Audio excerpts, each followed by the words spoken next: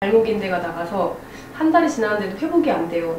오리발할 때 주의사항과 인대가 나갔을 때 대처 방법 알려주시면 감사하겠습니다. 우선은 발목 인대를 다치면 제일 중요한 거는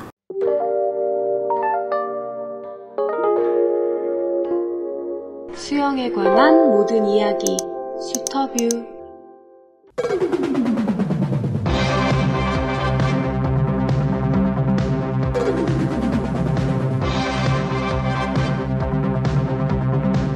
디스크가 있는 경우에 수영을 해도 괜찮은지 궁금하다고.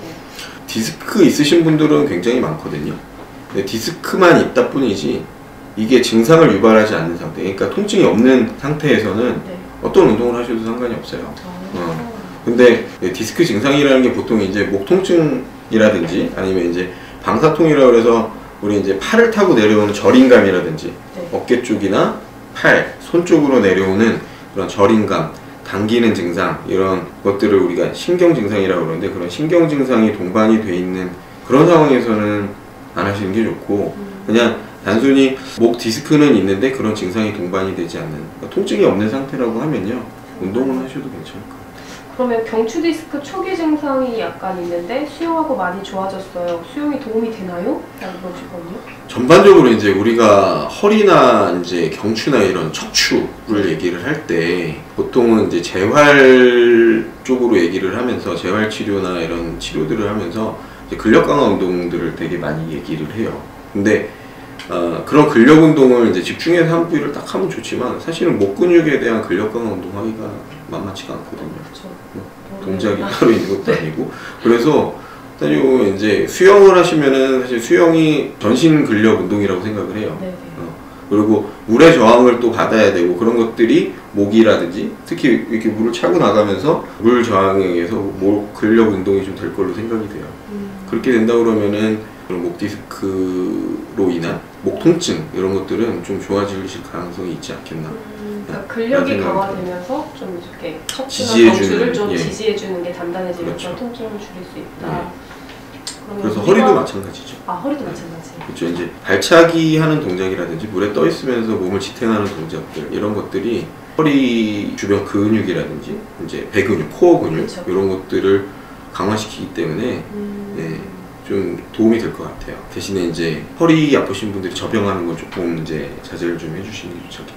그렇죠. 아무래도 허리에 좀 무리가 가는 동작이 있기 때문에 특히나 처음 배우시면 이제 힘으로 막 수영을 하시기 때문에 오히려 더 허리는 안 좋을 수도 있을 것 같고요.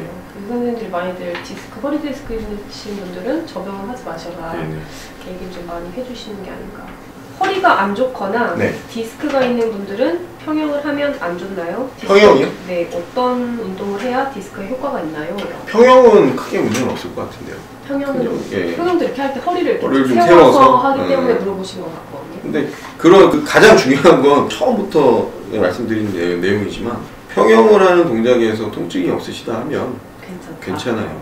접영도 그럼 마찬가지인가요? 마찬가지죠. 근데 허리 통증이 있으신 분들이 그거를 재활 치료나 뭐 이런 식으로 하시겠다고 해가지고 통증을 참고 접영을 하시는 건 별로 좋지 않죠. 통증이 없는 상태에서는 어느 종목이든 상관이 없지만 통증이 있을 때는 그걸 하지 않는 게 좋다. 대화를 선생님하고 하다 보니까 무조건 통증이 있으면 하지 마라. 하지 마라. 이게 가장 중요한 포인트인 것 같아요. 그게 제일 중요해요. 오리발 입문해서 매수마다 하다 보니 나중에 발목 인대가 나가서 한 달이 지났는데도 회복이 안 돼요. 오리발할 때 주의사항과 인대가 나갔을 때 대처 방법 알려주시면 감사하겠습니다.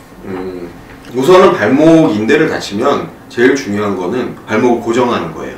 발목을 접질리거나 뭐 어떤 이유에서 이제 인대를 다치게 되면은 인대 회복이 돼야 되거든요.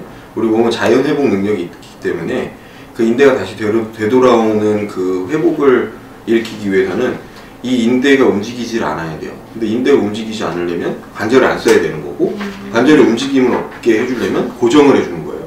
흔히들 얘기하는 이제 깁스, 반깁스라든지 통깁스라든지 아니면 이제 요즘에는 대용으로 나오는 보조기들이 되게 많아요. 그래서 그런 식으로 우선 고정을 해주시는 게 제일 좋아요. 인대라는 거는 모든 관절에 다 있어요. 심지어 손가락 마디마다 다 인대들이 있거든요. 그러니까 결론적으로 이런 관절을 다쳐서 인대 손상이 의심이 된다 할 때는 제일 원칙이 고정이에요. 그리고 이제 붓기가 있고 좀 많이 붓잖아요. 다치고 나면. 그럴 경우에 이제 얼음 침질 하고 다리를 좀 올려주신다거나 그 다친 부위를 이제 심장보다 좀 높게 올려가지고 붓기를 빼주는 그런 작업들을, 그런 치료들을 좀 해주시는 게 좋고, 그렇게 해서 이제 치료를 하시고 나서 급성기가 좀 지나면, 급성기 보통 우리 짧게 3, 4일, 4, 5일 정도 이렇게 얘기를 하거든요. 그렇게 급성기 지나고 나면은 이제 물리치료, 그러니까 이제 그럴 때는 이제 따뜻한 찜질로 좀 바꿔요. 그래서 혈행을 좀 도와줘서 붓기도 좀 빼고 통증도 좀 줄일 수 있고, 그런 식으로 치료를 했을 때 뭐 짧게 2주, 길게는 6주에서 8주까지도 갈 수가 있거든요. 그런 치료를 충분히 하시고 통증 사라지고 나면은 이제 보통 인대 강화 운동, 발목 주위 근육, 인대 이런 강화 운동들을 좀 권해드리죠. 그렇게 해가지고 이제 운동에 이제 통증이 사라지고 나면은 서서히 운동에 복귀를 하고, 운동 복귀에서는 아까 말씀드린 대로 처음부터 원래 하던 100%를 한 게 아니라 서서히 늘려가는 거죠. 허리가 한쪽이 아프신 분이 있다고 하거든요. 근데 네. 엑스레이를 찍었을 때 정형외과에서 디스크나 척추출만 같은 다른 이상 소견은 없다고 하셨고, 수영 중에 특히 평형발차기 하고 나면 아픈데 계속해도 되나, 그리고 허리 아픈 운동은 일절 하지 않는 게 좋은지 아니면 오히려 허리 운동을 해서 허리를 강화시키는 게 좋을지 들어보셨어요? 아픈 걸 참고 하실 필요는 없고, 우선은 통증을 줄이는 게 제일 중요해요. 통증 치료를 하시는 게. 아픈 원인이 있을 거거든요. 한쪽만 아픈 원인? 그런 것들을 찾을 수가 있어요. 단순히 이제 엑스레이도 있지만 정밀하게 검사를 하겠다고 하면 MRI 이런 검사들을 또 해볼 수가 있고요. 그런 거 해서 실제 척추 안에 뭐가 문제가 있는지 없는지를 확인해 볼 수 있고, 또 많은 이유에서 이제 한쪽만 아픈 이유가 이제 뭐 이제 골반의 뒤틀림이라든지 아니면 측만이라든지 이런 것들이 있을 수가 있어요. 그래서 그런 것들도 좀 확인해 볼 필요가 있고요. 우선은 허리 통증에 대한 치료를 먼저 하고요. 그 다음에 이제 그 운동을 이제 권해드리는데, 보통 이제 치료 후에 코어 운동, 그러니까 이제 그런 것들을 좀 많이 권해드려요. 척추, 허리 아프신 분들 특히. 그래서 이제 코어 운동들 많이 소개되어 있거든요. 뭐 인터넷에 많이 나와 있고 하는데, 통증이 사라진 다음에 시작을 하셔야 돼요. 통증이 있는 동안에는 운동은 웬만하면 이제 과격하게 안 하시는 게 좋고, 스트레칭 위주로 이제 풀어주는 그런 위주의 치료를 하시고, 이제 그 이후에 통증이 사라진 다음에 근력 운동을 해주시는 게 좋아요. 그러면 이분은 지금 특히 평형발차기 하고 나면 아프다고 하셨는데, 혹시 다른 종목을 할 때는 괜찮다 하면 다른 종목을 통해서 허리 근육을 좀 강화시키면 이 그렇죠. 통증이 또 호전될 수도 있을까요? 아니면 이제 평형발차기 자세가 좀 안 좋으실 수도 있는 거죠. 한쪽으로 좀 뒤틀린 자세를 하면 한쪽 근육만 아플 수도 있지 그렇죠. 않을까. 왜 의사 선생님들은 부상 없는 운동 및 재활로 수영을 추천하지만 실제로 수영 선수들은 무릎 관절, 어깨 등 부상은 물론이고 많이 안 좋은 사람들이 많은데, 의학에서 얘기하는 수영은 영법을 말하는 게 아닌 건지 궁금하다고 하셨어요. 그건 이제 선수들과 일반인의 차이 아닐까요? 그렇죠. 저도 그렇게 생각하는데. 네, 선수와 일반인의 차이. 그러니까 일반인들이 이제 재활 목적이라든지 이게 그냥 본인의 건강 관리를 위해서 하는 운동들과 경쟁을 하기 위해서 하는 운동과의 차이가 있을 수밖에 없어요. 그렇기 때문에 이제 우리가 재활을 할 때는, 재활은 강도를 조절을 할 수가 있어요. 최대 운동 강도를 100이라고 하면 10부터 이렇게 서서히 밟아 나갈 수 있는 게 재활인 거잖아요. 그러니까 그런 강도를 조절해 가면서 능력치에 맞게 하는 게 이제 재활 운동으로서의 운동이 되는 거고, 선수분들이 하시는 거는 거의 이제 100을 다 써야 되는 거잖아요. 본인의 갖고 있는 근력이라든지 힘이라든지 이걸 다 쓰면서 운동을 해야 되기 때문에 부상의 위험이 훨씬 더 많은 거는 사실이죠. 물론 일반인들보다야 근육이 강하고 좋게 하겠지만, 그분들은 또 그거를 또 뛰어넘어서 또 하셔야 되잖아요. 네. 그런 것들이 이제 문제가 되기 때문에, 그래서 부상이 오는 거고 하는 거 아닌가? 그런 차이가 아닌가 싶어요. 관절은 많이 쓰면 많이 쓸수록 빨리 닳는다 얘기하기도 하는데, 닳나요? 네. 회복은 관절은 이제 사용량이 많으면은 퇴행성 변화가 빨리 진행이 돼요.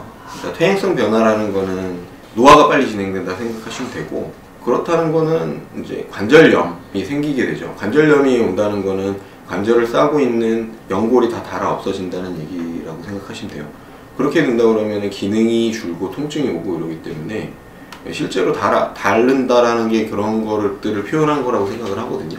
퇴행성 변화가 진행이 되면 그걸 되돌릴 수 있는 방법이 없어요. 그래서 적절하게 관리를 하면서 하시는 게 좋을 것 같아요. 그러니까 결론은 많이 쓰면 빨리 닳아요. 관절은요? 아껴줘야겠네요. 관절을.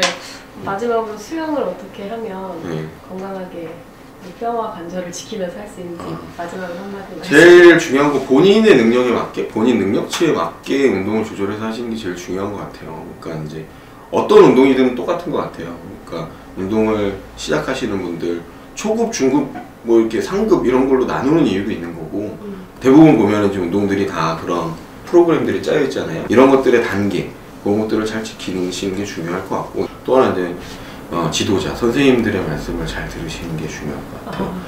이 운동에 있어서는 그분들이 다 전문가이기 때문에 그분들이 코치해 주시는 대로 잘 배워서 운동을 하시는 게 부상 방지에도 중요한 거고 본인의 건강 그리고 운동 능력을 늘리시는데 좋은 방법이라고 생각을 해요. 네. 오늘 힘들게 귀한 시간을 너무 오래 내주셔서 네. 선생님 다시 한번 감사합니다. 저한테도 좋은 시간이었던 것 같아요. 재밌고 유익한 시간이었던 것 같아요. 감사합니다, 선생님. 보통 보면 이제 저희 여기 아까 말씀드린 축구 선수들 많이 온다 그랬잖아요. 근데 중학교, 고등학교 축구 선수들이 아픈데 쉬지를 못해요. 그러니까 제가 생각하기에는 학교 체육에도 좀 이제 변화가 있어야 될 것 같은데 충분한 인원이 없으니까 한 명 빠지기도 힘든 거고 뭐 이러니까 아이들이 통증 참고 뛰면서 다치는 경우가 많더라고요. 그러니까 쉴 수 있어요? 뭐 쉴 수 있어요? 그러면 쉴 수 있다는 아이들이 별로 없어요. 그러면